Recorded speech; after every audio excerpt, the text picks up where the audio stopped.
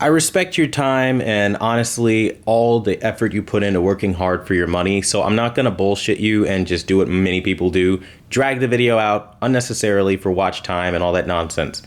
Don't buy the Hisense U9DG. It's really not a good TV. It's a waste of your time. That's the quick answer. Smack a like on this video for getting to the point.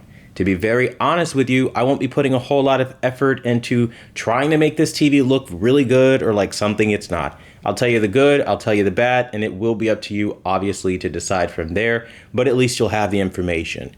So when you unbox it, it's a massive TV. You're going to have a lot of styrofoam. It's going to be thick styrofoam pieces. That's something that makes you feel good about the purchase because it's a 75-inch, it's really heavy, but also it's really heavy, so just keep that in mind. But if you're buying a 75-inch, I'm pretty sure you're already prepared for that.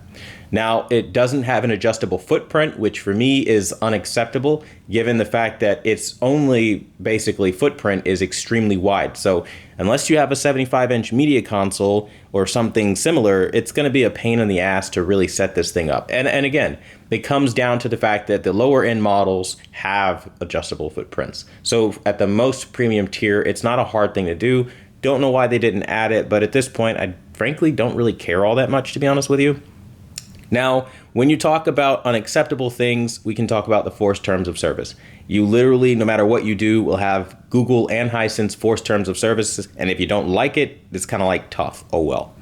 Now, when we talk about, picture quality, a lot of people immediately jump to, in a bright room, how is reflection handling? Reflection handling is fine. You won't have any issues. It's actually pretty excellent. So their anti-glare technology is not a gimmick. It's actually the real deal, and I think you'll be very happy with it. In terms of the out-of-the-box performance, though, it's literally okay. It's not the best, but it is okay. I think if you want a better picture, you're obviously going to calibrate, and once you calibrate, you'll experience a significantly better picture. Now, I'll post my settings for this TV if you want, if you already bought it, or, for whatever reason, you've arrived at the conclusion this is the best for you. Then I've got settings that you can join the membership and you can grab those settings and see the difference that I have here. But honestly, it's going to need a calibration of some sort. So that's something I'll recommend for everybody. Now, image quality overall, if we're just talking about like still pictures, is pretty good. It's not the best I've ever seen. It's definitely nowhere near OLED, right? So even though they have 2 million zones of local dimming, it doesn't come anywhere close to OLED level. And in fact, this is on par with the U8G as far as picture quality. In terms of black levels, the black levels are ultra inky and they are a step above the U8G, but honestly, they don't supersede what we already have on the market with mini LED TVs. So I wouldn't go crazy about the new technology that they're boasting with dual cell, because it really doesn't do all that much. And it kind of makes sense as to why Hisense abandoned it, and this year for the U9H, they're going for a mini LED, because it just kind of seems like that would be the smarter move after especially seeing this TV. Now, from a grayscale and black uniformity level, again, all things look pretty much acceptable. You don't really have any real problems. Now, when things are in motion, you will have a huge problem with motion, and I think that's ultimately where I lose my patience with this TV. No matter how you look at it, motion is smeary. You take an LG C1, you take a Hisense U9DG, and you pause the frame at a very similar point, and you're going to see that the Hisense, you can't see any of the letters, you can't see any of the words, any of the image quality, period. It's just a smeary, blurry mess. That's the Hisense experience on the U9DG, and that alone makes it impossible to watch, because this is almost exactly like the A90J. When things are in motion, and they're moving fast, and they're in a panning motion, you're going to have problems. And for that, why even make a TV? Because truthfully, TVs are moving pictures. And if you can't get the moving part right, it doesn't matter that when the pictures are still, they look beautiful. Now, again, the contrast, clarity, all that stuff's good. You have decent color. Brightness is okay. It could be a whole hell of a lot brighter. It's underwhelming for a lot of people who have a U8G especially.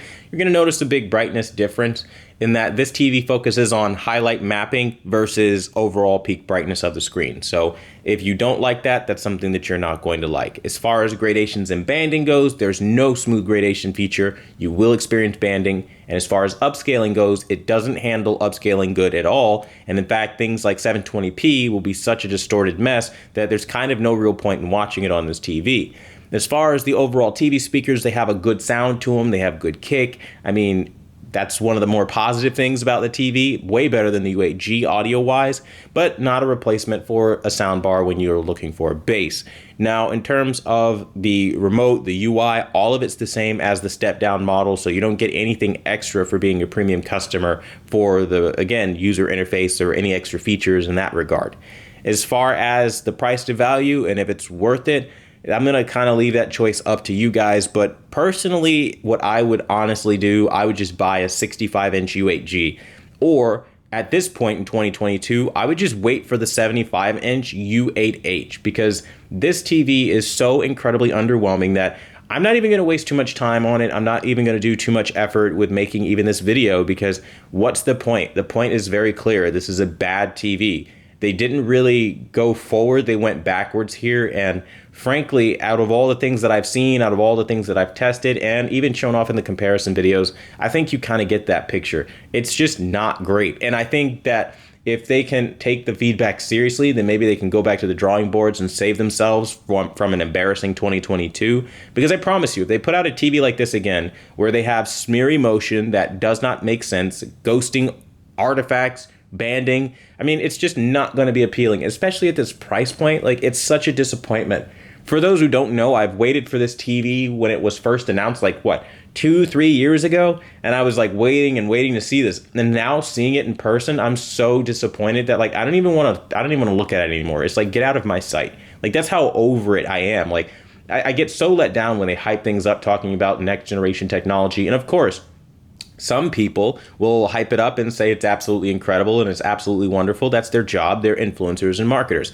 I tell you what, just look at thumbnails. Anybody talking about the U9DG being a positive thing or being amazing? I did see a thumbnail from Stop the FOMO talking about how he was impressed, or they were impressed, right? Again, he's working with a retailer on that one. So yeah, take that with a grain of salt. But my point is, like, people are going to say whatever they want to say. You're going to find Amazon reviews where people say this is a great TV.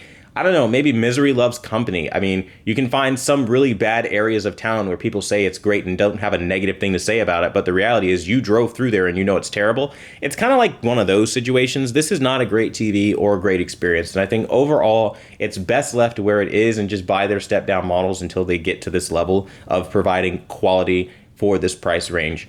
That being said, I'm underwhelmed. That's the review, and it's kind of like a take it or leave it thing, but I'd love to know what you guys think down below, and if you have questions or need help, ask them down below. Until the next video, I'll see you guys later.